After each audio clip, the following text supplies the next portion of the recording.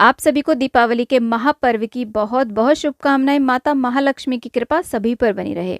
देखिए, जैसा कि आप सभी को पता है कि हिंदू धर्म का सबसे बड़ा त्योहार होता है दीपावली, जो पूरे 5 दिन तक चलता है। और इसका जो पहला दिन होता है वो होता है धनत्रयोदशी, जिसे हम धनतेरस भी कहते हैं। ऐसा माना जाता है कि इस दिन खरीदारी करने से, चाहे वो आप सोना चांदी खरीदें या कोई भी वस्तु खरीदें, उससे हमें 13 गुना वृद्धि प्राप्त होती है। तो इस दिन हमें खरीदारी जरूर करनी चाहिए अपने अपने सामर्थ्य के अनुसार। तो आज की वीडियो में मैं आपको धनतेरस की बहुत ही सरल पूजा विधि बताने वाली हूँ। तो फ्रेंड्स, धनतेरस की पूजा शाम को प्रदोष काल में की जाती है। तो जहाँ भी आपको पूजा करनी है वहाँ पर अच्छे से साफ सफाई करके एक चौकी लगाएं। चौकी ऐसे लगाएं कि पूजा करने वाले का मुख उत्तर दिशा की ओर रहे। लाल रंग का वस्त्र हमें उसके ऊपर बिछाना है। खुद भी शुद्ध होकर के, शुद्ध वस्त्र पहन करके आप इस पूजा को करें। चावलों का आसन देते हुए माता महालक्ष्मी, गणेश भगवान और ऐसी फोटो या प्रतिमा लें जिसमें धन्वंतरी भगवान और कुबेर जी दिए गए हों। और देखिए, जो आपके घर के मंदिर के लक्ष्मी गणेश हैं उनको भी आप पूजा में विराजमान कर सकते हैं, क्योंकि जो नए लक्ष्मी गणेश हम लाते हैं उनकी पूजा दिवाली वाले दिन की जाती है। घर में कैश रखा हो, चांदी का सिक्का खरीद के लाए हो, सोना चांदी हो, धन हो, उसकी भी पूजा करें। और लक्ष्मी सूचक जो चीज़ें होती हैं ना, कौड़ी, कमलगट्टा, गोमती चक्र, उनको भी पूजा में रख लें।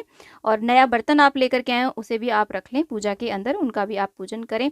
साथ में देखिए, एक देसी घी का हम दिया जलाते हैं। ये जो दिया है इसे कुबेर दिया बोला जाता है।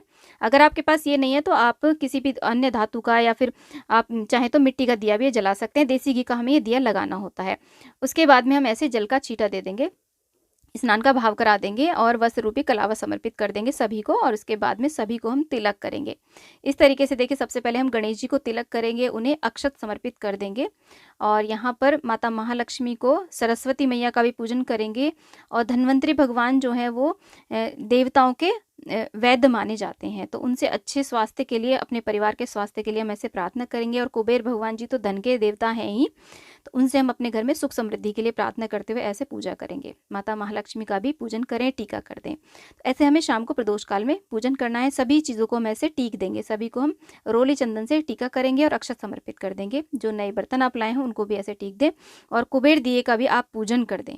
प्रकार से देखिए, कुबेर दिया हमने जला दिया है। ऐसे माता महालक्ष्मी को आप रोली जरूर समर्पित करें, सिंदूर लगा दें सरस्वती माता को। और यहाँ पे लक्ष्मी माता को हमने से सिंदूर लगा दिया है। और जो बचा हुआ सिंदूर है से भी आप अपने माथे पे जरूर लगा लें। उसके बाद में सभी को हमने यहाँ पे अक्षत चढ़ा दिए, यानी कि चावल हमने सभी को समर्पित कर दिए हैं। उसके बाद में हम फूल चढ़ाएंगे। देखिए, फूल वैसे माता महालक्ष्मी को कमल का फूल बहुत ज़्यादा प्रिय है। कमल का नहीं मिल पाता है तो आप गुलाब के फूल भी चढ़ा सकते हैं। और वैसे तो दिवाली के आसपास देखिए सभी फूलों वालों के पास में कमल का फूल मिल जाता है। मेन दिवाली वाले दिन तो आप माता पर कमल का फूल जरूर चढ़ाएं। इसी के साथ में जो आयुर्वेदिक चीज़ें हमारे घर में, जैसे कि लौंग, इलायची, दालचीनी, तेज पत्ता, जो भी किचन में चीज़ें अवेलेबल हैं वो सब हम यहाँ पे चढ़ा देंगे। एलोवेरा, तुलसी का जो पत्ता होता है वो चढ़ा दें।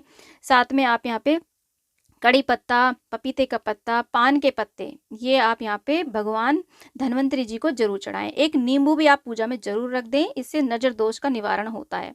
और इसी के साथ में देखिए, धनतेरस पे धनिया जरूर हम खरीद के लाते हैं, तो धनिया भी हम यहाँ पे समर्पित कर देंगे। और भोग में मुख्य रूप से जो भोग लगता है दिवाली के 5 दिन, वो खील पताशे का भोग लगता है। इसके अलावा आप मेवा मिठाई का भोग भी लगा सकते हैं, चाहे आपने मिठाई घर में बनाई हो या मार्केट से मिठाई लेकर के आए हो। तो हमने यहाँ पे मिठाई का भोग लगा दिया है। ऋतुफल है तो ऋतुफल का भी भोग आप लगा दें।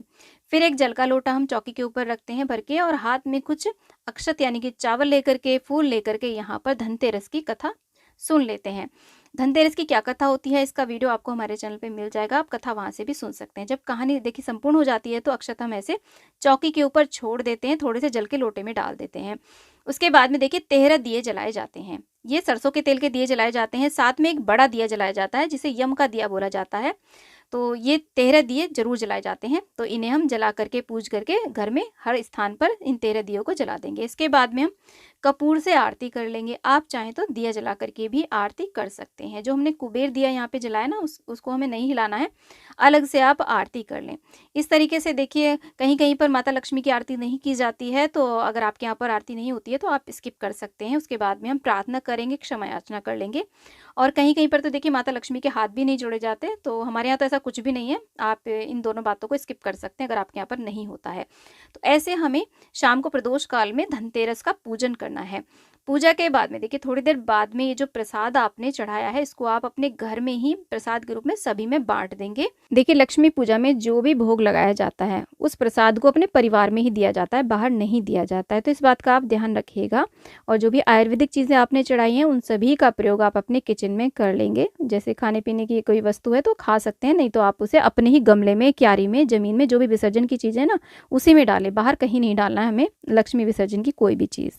तो फ्रेंड्स आशा करती हूँ कि वीडियो आपके लिए यूज़फुल रहेगी। वीडियो थोड़ी सी भी यूज़फुल लगी है, थोड़ी सी भी पसंद आई है तो प्लीज़ वीडियो को लाइक, चैनल को ज़रूर सब्सक्राइब करना और कमेंट बॉक्स में लक्ष्मी मैया की जय आप अवश्य लिखना। आप सभी को दीपावली बहुत बहुत मंगलमय हो। माता महालक्ष्मी की कृपा सभी पर बनी रहे।